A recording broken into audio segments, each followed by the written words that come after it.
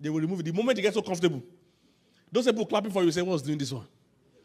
They are the ones that clap for you now. Once you start waving to your fans,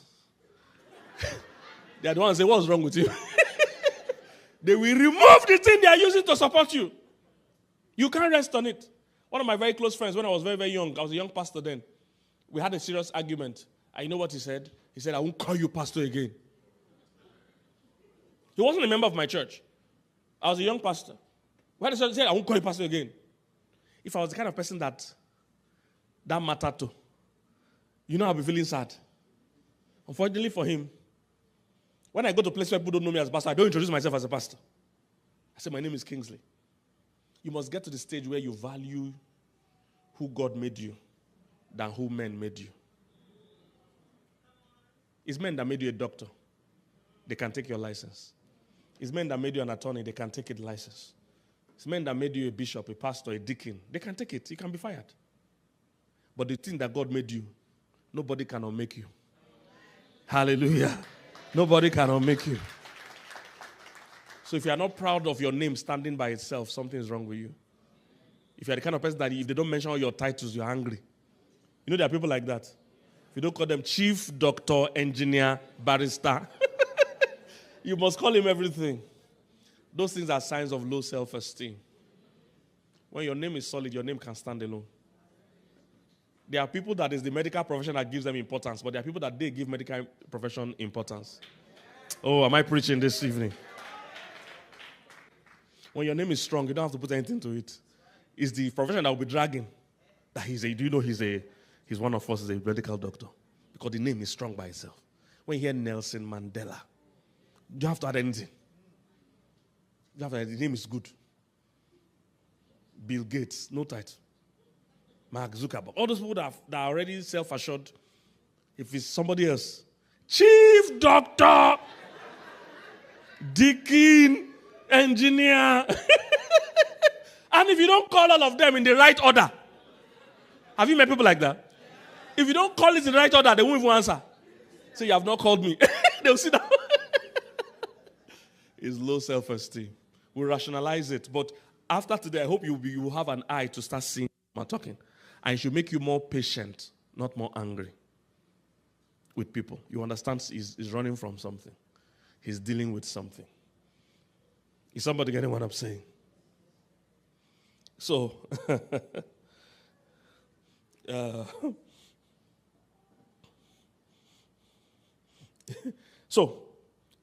talking about trauma. Sorry, my wife sent me a message that's confused what I'm saying. She always does that. Sorry, guys. Let me find my note. Honey, see what you cost now. So why did I open it? But you wanted me to open it now. Was that not why you sent it? It's not because you want me to open it. Sorry, guys. I'm coming on. Let me... My notes are scattered. Okay, I've seen it. I've seen it. She sent me a message. These women, they always disturb us. All right. Okay, so I was just trying to say that everybody deals with trauma. I've talked about the freezer guy. One of my people too, she's a lady. You know, we were counseling them, and you know, there was one time there was a lot of issue with birthday. You know, she didn't feel her birthday was being well celebrated. And it was causing quite some drama. And so later she was now telling me privately in a chat part of why this is a big deal for her. She said when she was born, her dad wanted a boy. So when she came out as a girl, you know, I believe they didn't have way to test those things those days. So he wanted a boy. She came out as a girl, and the dad was very upset. Dad told the mom that she must never be photographed or celebrated. Yeah, see, those of you that are parents, please, I want to beg you. This is why you can't parent by chance. Attending meetings like this and learning and bettering yourself is very important in parenting. Or else you're going to pour out your own trauma upon your kids. Very important. So don't parent freestyle. There are actually things that work and things that don't work. You can't have a favorite in your house, for instance. Can't say this one is one that is brilliant, the other ones are useless. No. not all of them that will be academically strong. Doesn't mean they are not strong in other areas. Some are very compliant. Because of you that have good kids, say we raised them well. It's not you. There are some children that are just compliant by nature. I have a daughter like that. She's like my wife. They like to obey all rules. So I can't take credit for that I raised. No. She's like her mom. Her mom doesn't like to break any rules. Me, on the other hand, once you draw a line, that's where I want to pass. That's me. You see, and there's nothing right or wrong. It's just because some people are barrier breakers. Some people are generally going to break the norm. It doesn't mean you should break rules, okay? But that when God gives you that kind of a spirit, it's because you are going to chart new territory. You can't have a compliant mentality and chart new territory. That's why most people that do major breakthroughs, they drop out of school. The Bill Gates and the Mark Zuckerberg, they didn't finish their degrees because they were going to create something different. What school is teaching you is what has existed. That's why exam in school is about how much you can reproduce what I have just told you. If you go and add your own, you have failed. But in life, what advances life is people that can add their own. I don't know if you're getting what I'm saying. So everybody comes with a different spirit. So you as a parent must understand all your kids, if you have 10, they are all different. And your job is to find their area of strength. Don't expect the area of strength to be duplicated or the same. Can't you be like your brother? He always comes first in class. That guy that comes last in class can come first in life. In my own house, I was one of the most tipped to not succeed. I hated academics. I get bored with academics. All my siblings did well in school. They were all prefects. Because we all went to the same, what you call high school here, secondary school. They were all prefects. At least the three before me that were food prefect, labor prefect. Then they made me prefect because of my surname. They thought, if you are Okonkwo, you are so-and-so's brother, you are so-and-so's brother. They didn't know me, I'm not like that. I didn't used to go to class.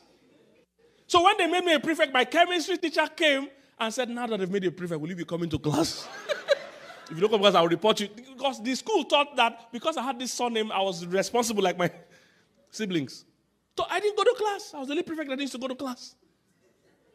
Very irresponsible. So I was tipped not to succeed because I get bored with academics. But in life, I'm doing quite well. I see the difference. So don't have favorites among your kids. Please. Look for their own strengths and make sure you share your time. Give everybody attention. So this father said, she must never be photographed. She must never be celebrated. No bad days. I'm telling you. So this lady said she grew up thinking that, it was normal not to have birthday celebration. Because she never had. She didn't know that her siblings were having. He said she was never photographed. That the only time her mom quickly photographed her when her dad went out was one of her birthdays or something. The dad was not around. The mom quickly called somebody to come and photograph her. When the dad got back and saw it, he was very upset.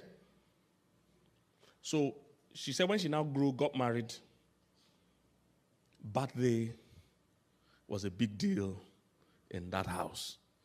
I'm trying to show you now where the background came from. If you didn't know, you just say, what's the big deal? You are looking for big trouble. You are looking for big trouble to say, what's the big deal? She had never been celebrated. And now she has grown and found out she can celebrate birthdays. So she celebrates big birthdays for all her kids. They wake up 12 midnight to pray for the person celebrant. And she does that for the husband. Then on her own birthday, they all sleep and don't wake up. You see, they are looking for trouble. They all sleep. So sometimes she does the prayer and praise by herself. So sometimes she has to log into her husband's account and wish herself a happy birthday.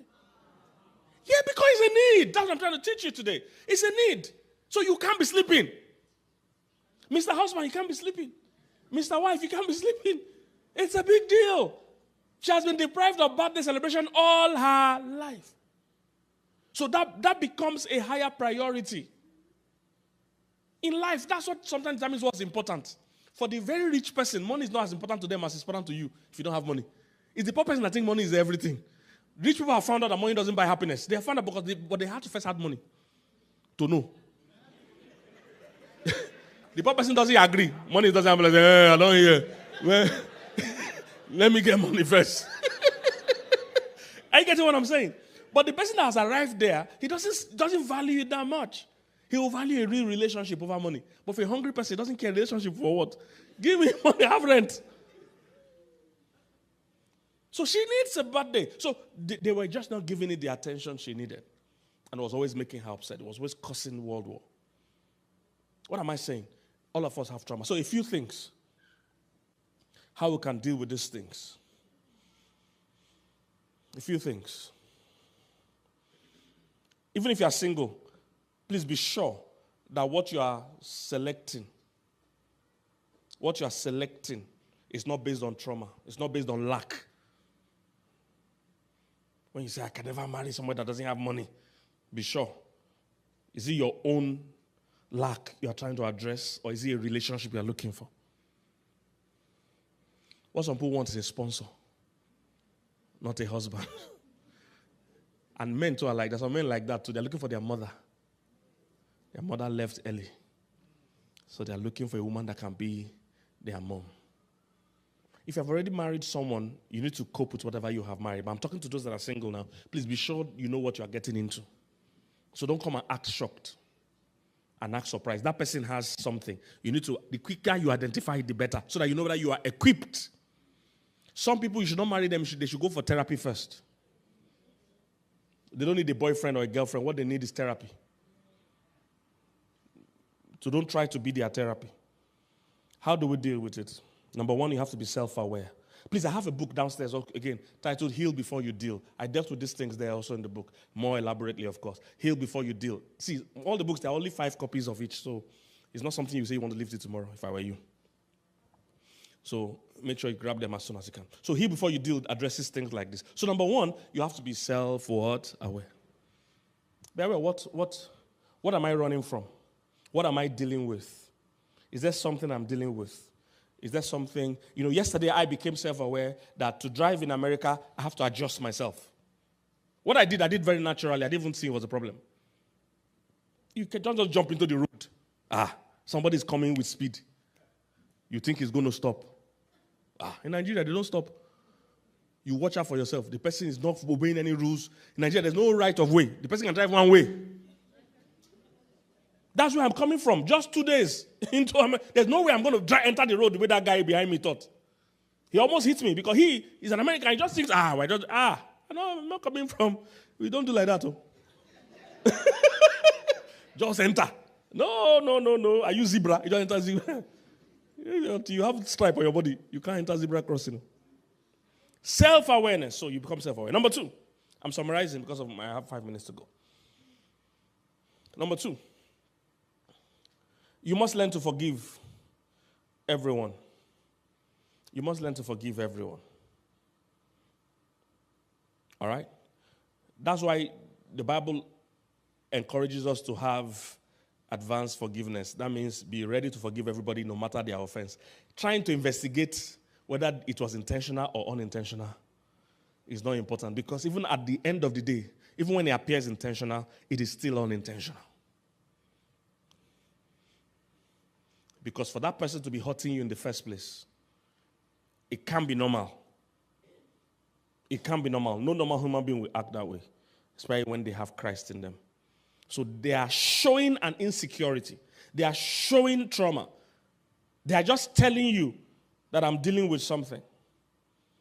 Like I said, that's why Jesus was able to forgive what people did. He said, Father, forgive them, for they know not what they do. They don't know what's going on. You have to forgive.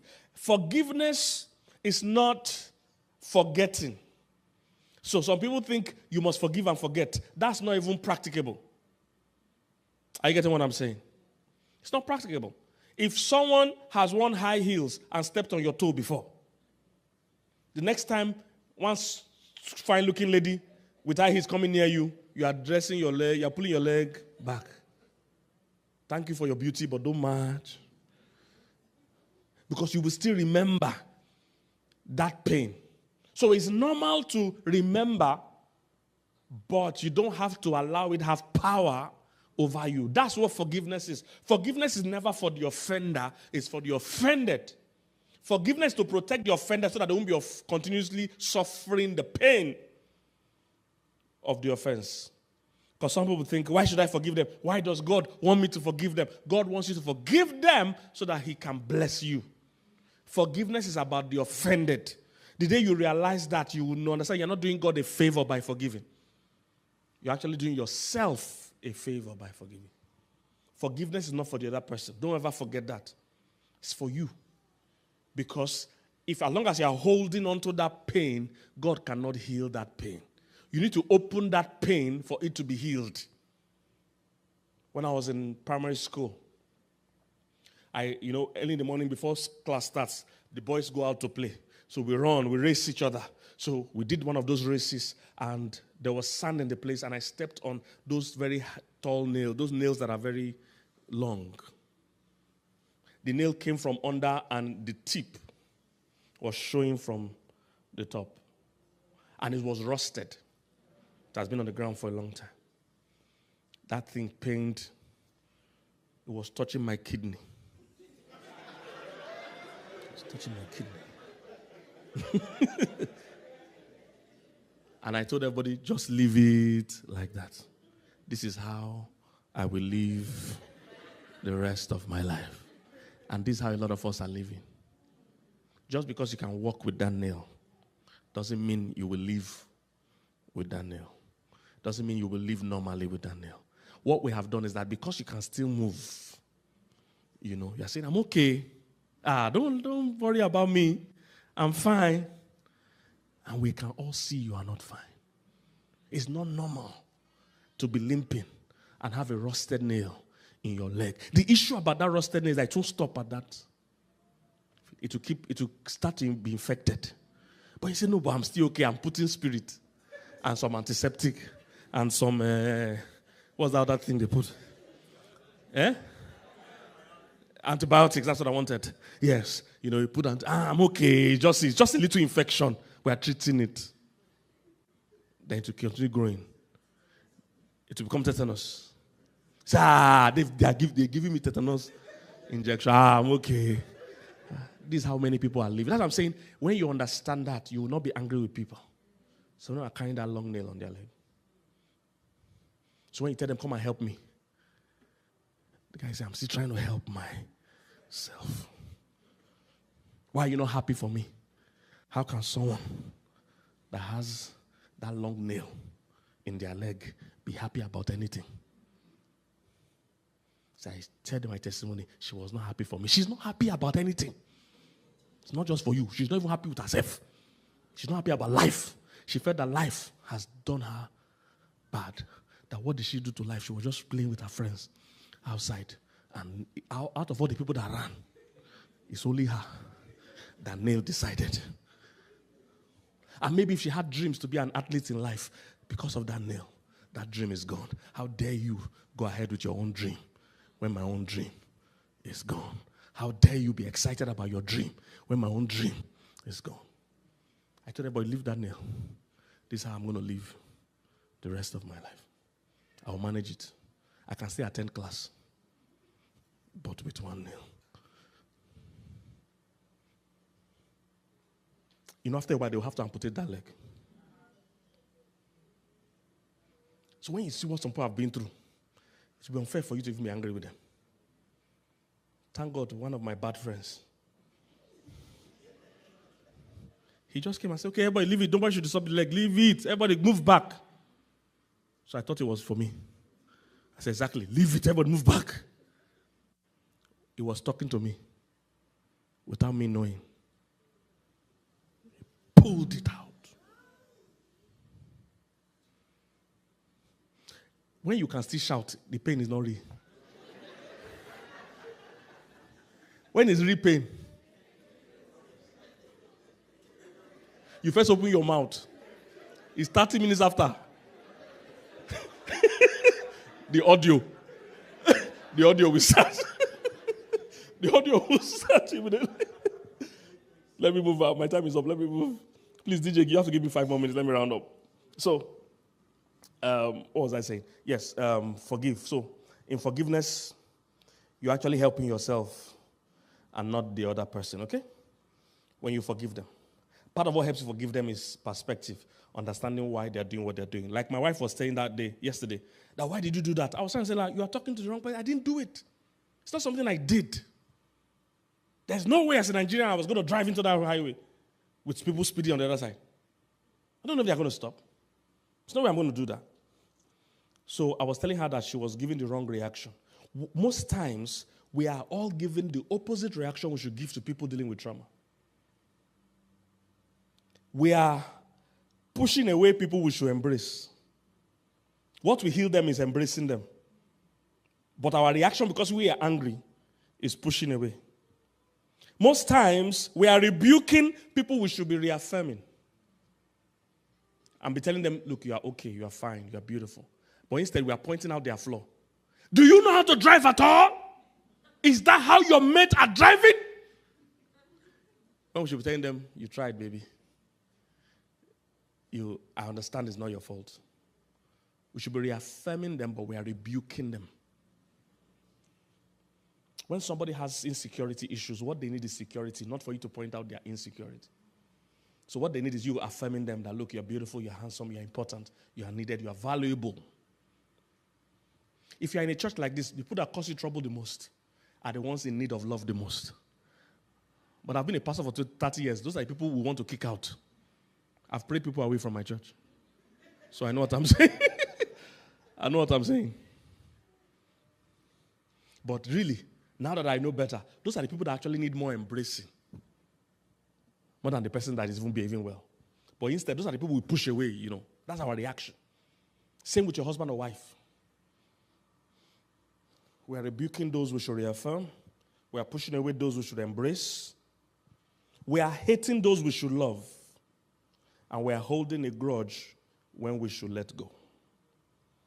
So if you are dealing with anybody in your family, your wife, your sister, your children, and they are acting out of character, instead of being more rude, most women's reaction to a husband that likes too much respect is to be rude. I will bring him down. What he's dealing with is more serious than that. Instead, you should lift him up. Tomorrow, I'll talk a bit about kingdom marriage and all that, and what the differences are. Because in a kingdom marriage, the both parties, the man is pulling up, the woman is pushing up. But the opposite is what the natural people do. The man is pushing down, and the woman is pulling down. So we humble him. Who does he think he is? Lastly, there's more to it. Like I said, please get the books out there, please. They'll be a blessing to you. And Pastor Mildred has a new book titled Wow Man, 6 books in one. So amazing book, to be a blessing. All right, last thing. Please go to God for your own trauma, and all of us have. So from time to time, let the Spirit of God work on you. I know when people tell you are defensive, but when God tells you, you really are comforted. You don't feel slighted. You don't feel, incomplete. I'll end with this scripture, Luke chapter 4, verse 18. I don't know if there's a DJ in the house that puts scripture. DJ, if you can give me TPT translation. If you have it in TPT says it exactly the way. Look to God. So if you are here and you have any of those insecurities or trauma or behavior, you have trust issues, what you need to do is to let Jesus take over that place. If you have trust issues because you are trusting human beings, start to trust Jesus. If you need a helper, start to depend on Jesus. Look at it here. I like how TPT put it. Jesus came. The Spirit of God is upon me. He has anointed me to what? Can you read it? To be what? To be hope for the poor. Other version says to preach hope, but he says, I am the hope.